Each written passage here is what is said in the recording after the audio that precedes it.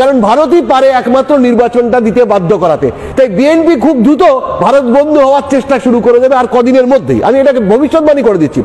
এবং আরেকটা বিষয় আমি বলছি যে বিএনপি যত আওয়ামী লীগ বিরোধিতা করুক না কেন, যখন তারা একক প্রচেষ্টায় ইউনূসকে সরাতে পারবে না, তারা কিন্তু আওয়ামী লীগের সঙ্গে যৌথ মঞ্চ করে ইউনূসকে সরাতে রাস্তায় নামতে বাধ্য হবে।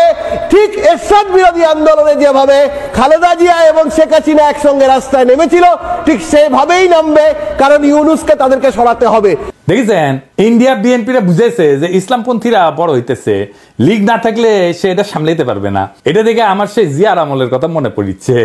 আওয়ামী লীগ তো 1975 শেষ হয়ে যায়, ও কিন্তু ওই সময় 1975 সালের পরে জিয়াও আওয়ামী লীগের পলিটিক্যাল দুশ্মন হিসেবে পছন্দ করেছিল। কেমনে জানেন? তখন বিএনপি অবশ্যই জিতত, কিন্তু বিরোধী দল হয়তো খন্দকার মুস্তাকের পার্টি।